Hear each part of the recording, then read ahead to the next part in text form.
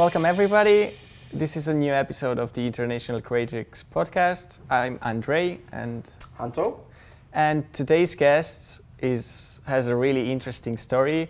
He's been building himself a great career in the music industry. He's been doing this for pretty much most of his life. And he's here now today to share his stories with us. And on top of that, he's a lecturer at Inholland University, which means that all the experience and knowledge that he gained in his career, he's just sharing it with us now, which is really great for all of us. So without further ado, I want to introduce you Sieb Kroeske. Sieb, thank you for having us here. Hi, Welcome. Good to be here. And First of all, how are you today? I think I'm fine. Well, you asked for the tea, real tea for your drink. Yeah. And can I hear the reason why you asked for real tea instead of other drinks? Real tea is the same as real coffee. We've got all those fabricated stuff that everybody's saying this is the tea or this is the coffee, but it isn't. So when I'm drinking coffee, I'm drinking real coffee with hopefully from the real good beans. And for tea, the same thing. A good tea is really enjoying. And the fake teas or the little bits leftovers from the teas are in the sacks, and it's like you like to enjoy it, but it is not the real tea, and it's a kind of habit that you don't enjoy things that much. So for that reason, I asked for the real tea, and that also means enjoy the things you like to do. Oh, okay. Unfortunately, we couldn't get the real, genuine tea from all the way from China, but I hope you're enjoying with the tea we serve right here. It's fair enough. It's good. It's okay, good. all right. Right. Today we want to first talk because this year, and it marks the 40th anniversary of a big band's first gig outside in Europe. That band, obviously everybody knows it, it's U2. Ooh. And they had their first gig outside Ireland and the UK, coincidence or not, in the Netherlands. And we heard that you played a part in making that happen.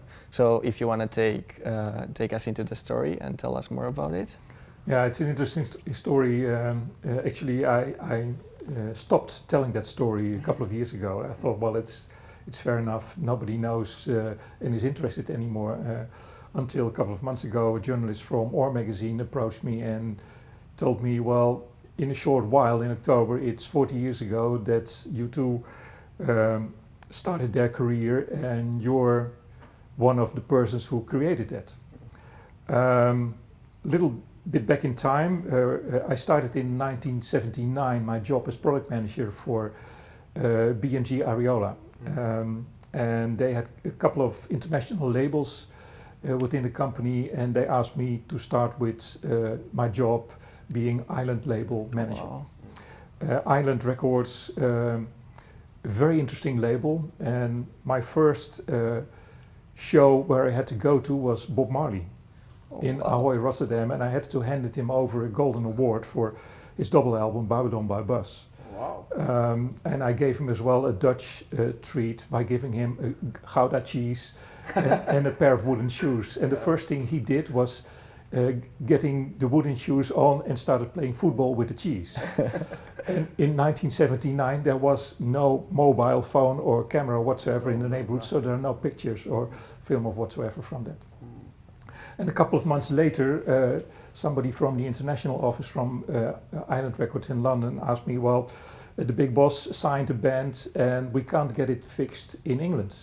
Have a listen to it. We'll send you a cassette by post and let me know what you think about it. And I started listening when I received the cassette, and I thought, well, okay, it's fine. It sounds all right, but there's always a but in my mind. So what can be done better? So I phoned him back and I said, well, it sounds all right, but is there anything else? Because there were 2 or 3 songs on the cassettes, and one of them was 11 O'Clock TikTok, their first single. But I wanted more. And I knew that they were recording tracks and songs for their first album. So somebody from the international office sent me a cassette with some more demo stuff, and I thought, well, this sounds better. And in the same time, somebody from KRO Radio in Holland approached me and said, well, we're opening a new radio studio in Hilversum. Do you have an artist, a band available to do something live in the studio? Well, I thought, well, that's a coincidence. I just had an interesting cassette from an English band. I made a mistake. I said English band, but I forgot to mention that it was an Irish band. But English sounded better. Have a listen to it and let me know what you think. So they listened to some cassette tracks, and the guy from the studio phoned me back and said, well, no, it's not that good. Don't you have anything else? Well, I had another English or Scottish band called Simple Minds, and I told them that they were available, but they weren't interested at all. And he said, well, I'll try to phone somebody else and I'll let you know or not. And a couple of days later, he phoned me back, well, I had another thought about it and let's give it a try for this new English band. So I phoned the English international office and told them, well, I have a surprise. You can come over with the band and they can do a 1-hour show live on the radio, opening the studio. And on October 14th, 1980, they arrived in Hilversum in a white, rusty bus. And 5 guys stepped out of the bus, very enthusiastic, approached me and said, well, thank you very much for the first time in Europe, and we're very happy with that. And we went into the studio and they started getting their equipment into the studio and started talking and shouting and making a lot of noise. And Harry de Winter, at that time responsible for the studio, approached me and said, well, are you sure this is going to happen? Because they are arguing a lot. And I'm not sure if this is all going to work. And I told him, well, don't worry, it's going to work. Just a guess, but anything, I tried to get him a little more comfortable. So I had a talk with the manager and told him the worries from the people from the studio. And he told me, no worries, it will be done fine. So at the end of the afternoon, Harry told me, well, I'm going for sure it won't be live on the radio because I have a little of my doubts to broadcast this live, and let's record it 1 hour before. So we started recording at 7 o'clock and finished at 8 o'clock. And it was broadcasted 8 o'clock in the evening, live, semi-live. And we left after recordings, we left the studio in my car and in the bus and went to Amsterdam. And went to the hotel, and while driving to Amsterdam we could listen to the show on the radio.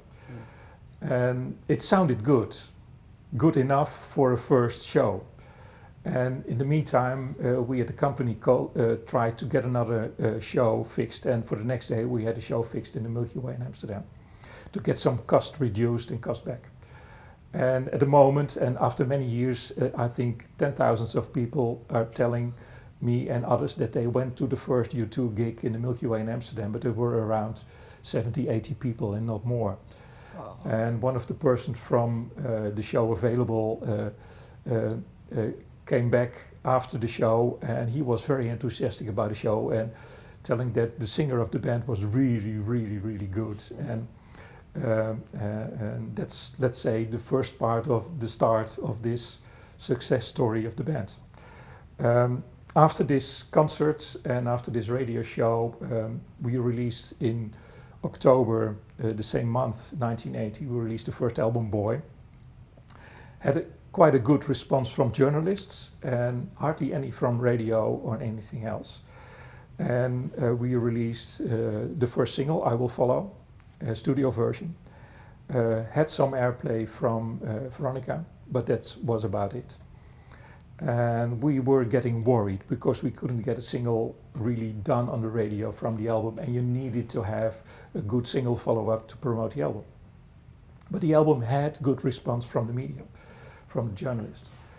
So we were thinking about doing anything else, and I approached Veronica's Countdown, that time the biggest music show in the Netherlands.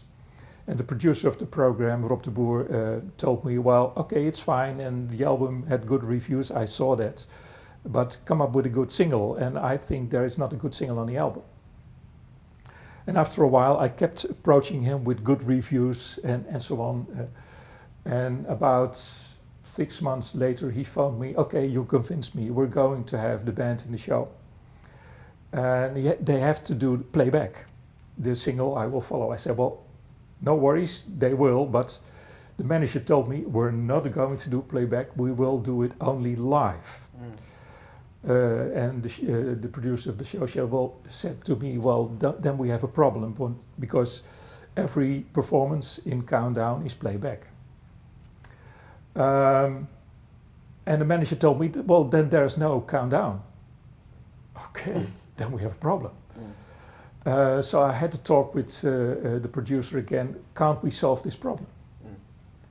Well, if they really insist on playing live, then we have to do something with a live show. And he thought, well, let's do it live and organize a real gig somewhere in the Netherlands. And they organized a live gig in Het Heen in Hattem. And this show was sold out in very short notice.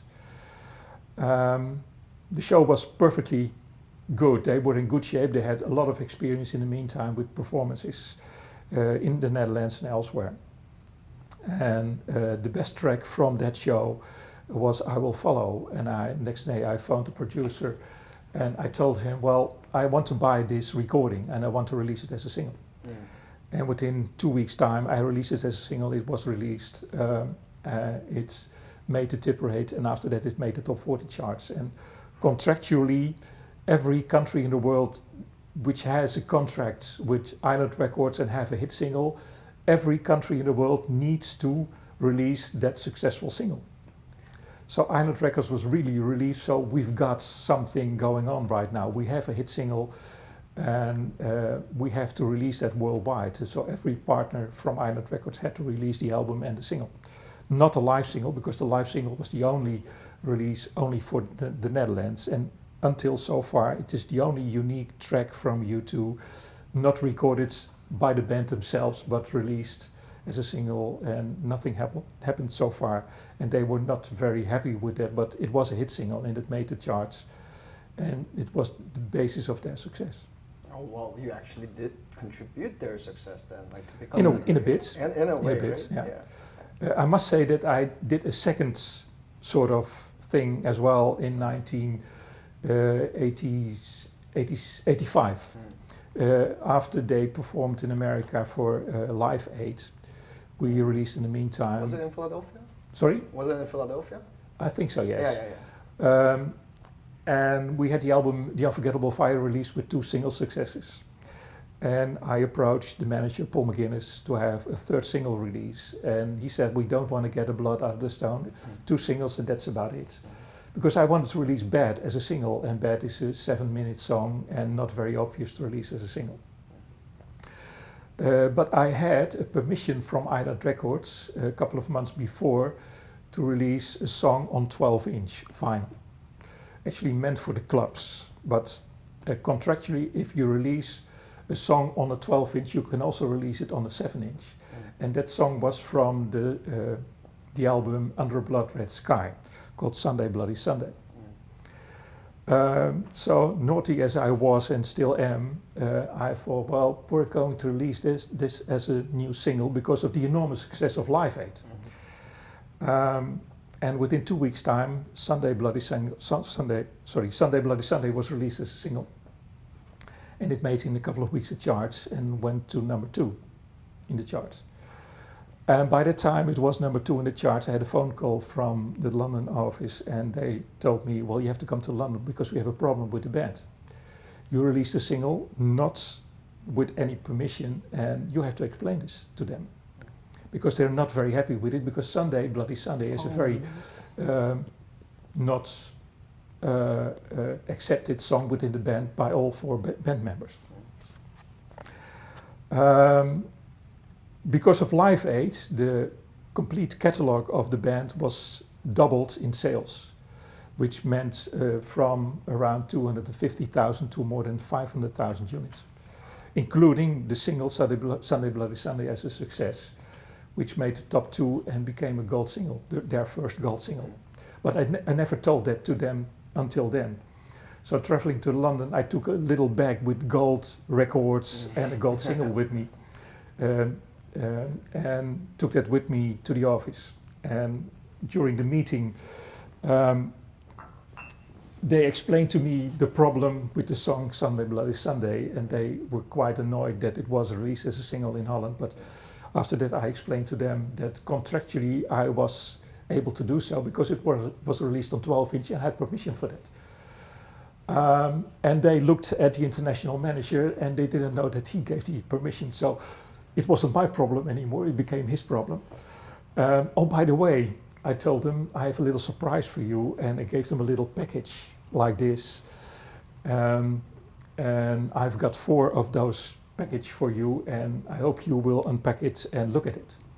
So they unpacked the package, and they saw that it was the gold single for Sunday Bloody Sunday, which caused quite some laughs with the band members. And in the end, they told me that, okay, let's forget it. We're very happy with this, and we're very proud of our first gold single. And it wasn't even intended. That's really. It wasn't meant to, but until now, both songs I will follow the live version, and Sunday Bloody Sunday are still one of the most popular songs in the Benelux in Holland for YouTube. Wow. Actually, you're like kind of living legend of the music business. Like No. Okay, that's not, a bit too much. No, maybe, that is certainly not true. One other third thing. In 1987, I left BMG, and in August, U2 played 2 gigs in the Kuip in Rotterdam, sold out gigs. And by that time, that was quite unique. The first gig was all right, and I invited Adam Curry from Countdown to do a small interview, which was not allowed, but we just tried to force it, and he got it fixed. And because of that, the band wasn't really happy with me again, because I fixed that for Countdown, because I felt, well, we have to do something with the band and Countdown, because they gave me a lot of pluses as well for the band. So the second night, in the afternoon, Paul McGuinness, the manager, phoned me and said, well, we're going to pick you up from home and take your wife with me, and we have a little surprise after the show. Because it was my last official job for Island Records and for the band, and this show for you too as well. So I was picked up in a limo at home and driven to Rotterdam. The gigs were opened by special persons, but I saw nobody from the band or the management. And I thought, well, I think I made a little mistake yesterday with Adam Curry by getting an interview forced, because again, they are probably not very happy with me. Somebody from the tour management told me while the show started that I had to be present at a certain spot backstage on the stage during the show. I thought, why? During the last song, the song called 40, I saw the manager coming up with 2 bodyguards, and the manager had quite a big bottle of champagne in his hands and handed it over to me and said, well, you have to go on stage and open the bottle. Oh, wow. And at that moment, the song Party Girl started. I said, well, I'm certainly not going to do this. Never. For that reason, he had two bodyguards with him, and those 2 bodyguards put me on stage. And I had to open the bottle, and at that moment Bono stopped the music, stopped singing. And he told a little story and said something like, this guy is going to work for the charts in Holland, and we need to have a #1 song. And you, the audience, have to sing for him. And they did. Oh, wow. So about 50,000 people started singing for you, and I was really shaking. I was so nervous. And I couldn't hardly open the bottle, and they had such big fun. The bands, and I finally opened the bottle and really left hard running, left stage and went backstage, and everybody had fun. And they took kind of revenge to me because I was naughty to them, but they were naughty to me as well. Oh, Wow, what a great standing ovation to just have them get I you on didn't the enjoy stage. it because I really noticed It was it at all unexpected, because right? I was so nervous. Yeah. Anyway, Yeah, well, we would like to talk about something. Yeah, I mean, thank you for the story of YouTube. I think this is already self-explanatory. It's Yeah. already enough for people to be like, wow. I hope you like it. Yeah. You amazing. must be proud, because if we were in that spot, we would be really proud of this achievement, I think. But like, there is something I would like to talk about the music. Since you've been in the music industry for such a long time, and you have witnessed like the vinyl, cassette, like Walkman, CDs, and iPod, like MP3 players, and now streaming services. And I'm just curious, like, are there like any, like, is there any kind of your preferred like format that you would like to use, or for instance, like I still use my iPod Touch, which people say you still use that, like that still exists, but I don't like getting distracted for like listening to music, and also it's pretty good to listen to music on the airplane, because like there's no connection. Yeah. And even though you can download it, but still.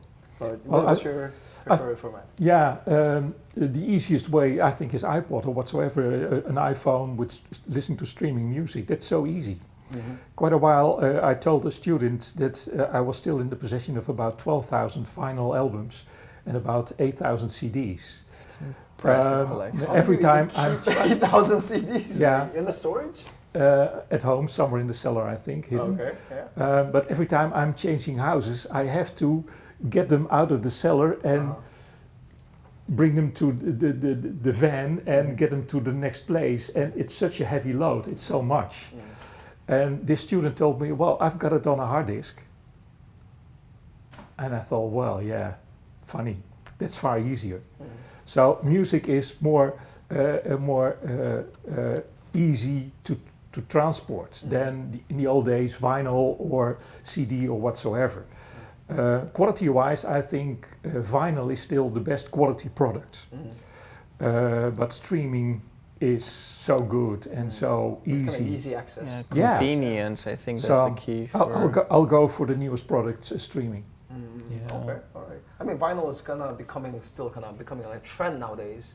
That people will start to actually purchase the vinyl. I think that's because what you said, it's just like about the quality of the music and also about the nostalgia of the old times. People kind of combine these two, and then you have an upcoming trend like the rise of the vinyl again. Actually, even in Korea, like Hyundai, is supposed to be a car company, but I mean, they're like literally have so many branches in the company. But like once they kind of spotted the vinyl is coming back, they actually opened a vinyl shop. I know, but it's purely marketing. Yeah, it is. And vinyl is okay, but like I'm saying already for a couple of years, that people are saying, well, vinyl is coming back. No, it's not. It's only a marketing tool to promote the product, and it's an extra thing to do so, like merchandise as well.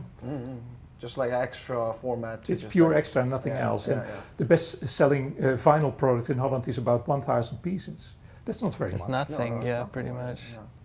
It's more of a souvenir, I would say. Like, because like if you go to like live events, like they do sell like albums, but they also kind of sell vinyls nowadays easily. So at the merchandise section. Yeah. Right.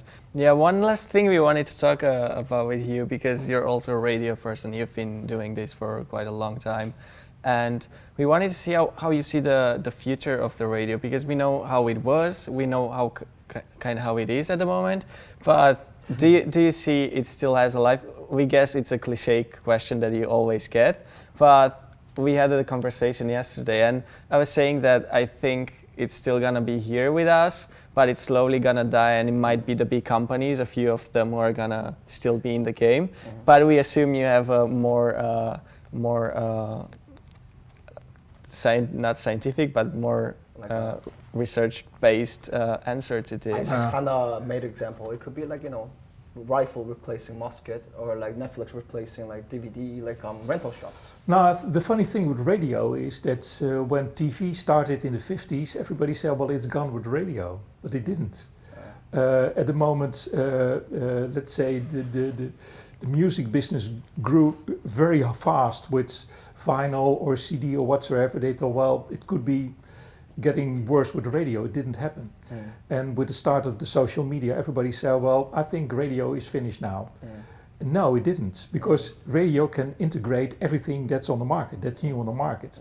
The same for podcasts, the same for streaming. So radio is always there and won't disappear in whatever will happen. TV will is having a harder time because online and TV and whatsoever is more competition. But radio is everywhere. Music is everywhere. Yeah, pretty. So there is no prediction what the future will be because radio is always there. Radio can go digital. Radio can go like an event. We have radio events. We have, and go on. Because there won't be changing a lot. So it's just about the format adapting itself to the 21st century. So you think it's gonna adapt in some situations, but it's still gonna radio is flexible. Like with a visual radio or something. Yeah, visual radio is already around. And if you look at the new digital mobile radio set at school here in Haarlem, then from very shortly on it is as well with cameras. And it is digital and it is mobile. So we can go to every event we'd like to go to. Or do somewhere a presentation or look at the online open day presentation. It is with the mobile radio set and including cameras. So radio is flexible, the most flexible medium there is. Yeah, it's fun. I think because it also is kind of very most like in a simple like in a format because it's only include like audio. I mean, others as well, but like nowadays there are a lot of like visual involved. Yeah. Due to like the technology development. So. Yeah. All right, Sieb, I think for now that was it. That was a wrap. Thanks a lot for sharing your really amazing story and your knowledge of the music industry.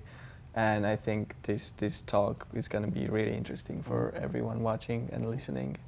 Do you have any words that you would like to say? No, you do the last words. All right, we do the wrap up then. All right, thanks everybody for watching and listening, and see you on Tuesday. Stay tuned.